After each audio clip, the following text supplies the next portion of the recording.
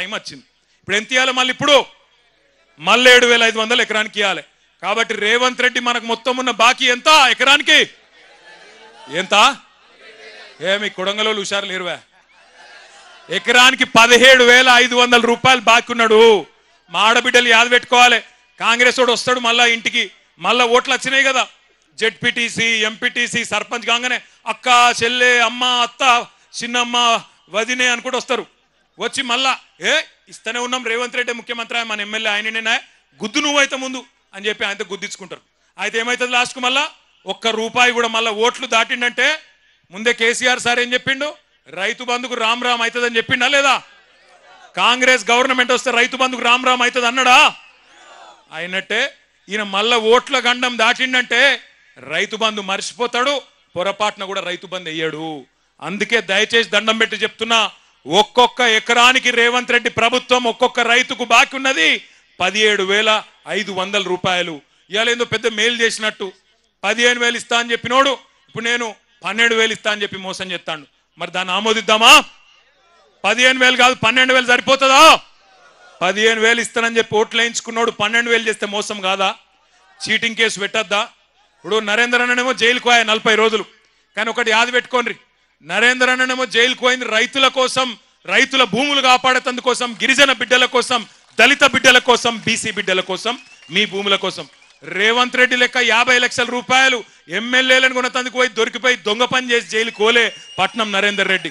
అందుకే నేను చెప్తున్నా, రేవంత్ రెడ్డి నీకు దమ్ముంటే, నీకు నిజంగానే సత్తా ఉంటే, నేను చెప్పిన మాటలు నిజం కాదు అని నువ్వు అనుకుంటే రాజీనామా చేసి కొడంగల్కు రా.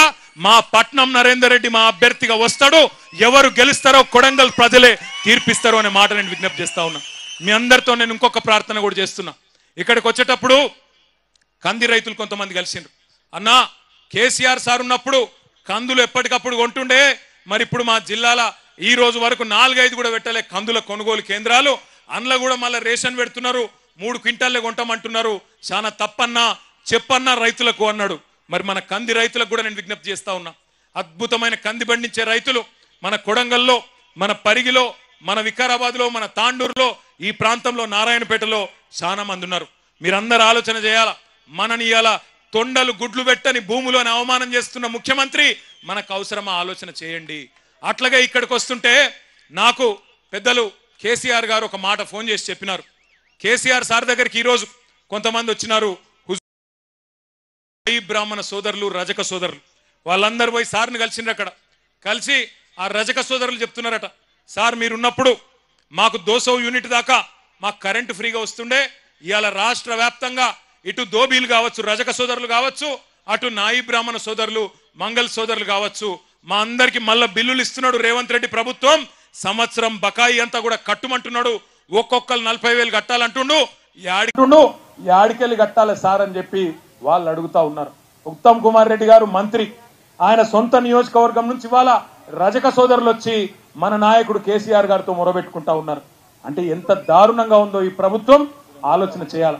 నేను అసెంబ్లీలో కూడా అడిగిన రేవంత్ రెడ్డి గారిని, అయ్యా రేవంత్ రెడ్డి గారు నువ్వు పెద్ద పెద్ద మాటలు మాట్లాడుతున్నావు, రుణమాఫీ అయిపోయింది అంటున్నావు, నేను అద్భుతాలు చేసినా అంటున్నావు, ఏ ఊరికి పోదామో పోదాం పా అని అడిగిన. నీ సొంత ఊరు కొండారెడ్డిపల్లి పోదామా, లేదా నీ సొంత నియోజకవర్గం కొడంగల్లోని ఏ ఊరికి పోదామో పోదాం పా. ఏ ఒక్క ఊర్లోనైనా 100% రైతులు కింద రుణమాఫీ అయ్యింది అంటే నేను అక్కడనే నా ఎమ్మెల్యే పదవికి రాజీనామా చేసి మళ్ళా కనవడ వెళ్ళిపోతా అని చెప్పిన. ఈరోజు ఒక్క ఊళ్ళో కూడా చారానకు మించి రైతు రుణమాఫీ కాలే. రైతు బంధు రాదు, రైతు రుణమాఫీ జరగదు, భూములు మాత్రం గుంజుకుంటారు. అదాని కోసం, అల్లుని కోసం, ఫార్మా కంపెనీల కోసం పేదవాళ్ల భూములు.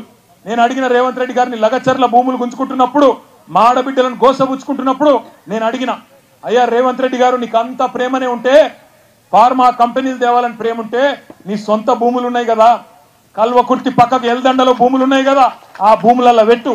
నువ్వు అంటున్నావు కదా 20 లక్షలు ఇస్తా హకీంపేట రైతులకని. 20 లక్షలు కాదు, మీదికెళ్ళి ఒక 5 లక్షలు మేము మా పార్టీ నుంచి ఇస్తాం, 25 లక్షలు నువ్వు తీసుకో, నీ భూములలో ఫార్మా కంపెనీలు పెట్టు అని చెప్పి మేము అడిగినాం. కానీ కుని లేదు, కని లేదు. ఇవాళ అదాని కోసం, అనుముల అన్నదమ్ముల కోసం ఇష్టం వచ్చినట్టు కొడంగల్ను వాడుకుంటా ఇక్కడ ఆడుకుంటా అంటే ఇది నీ అయ్య జాగీరు కాదు, నీ తాత జాగీరు కాదు, గుర్తుపెట్టుకో రేవంత్ రెడ్డి అని చెప్పి హెచ్చరిస్తా ఉన్నాం. ఇక్కడ ఉన్నది యోగి గులాబీ జెండా ఉన్నంత కాలం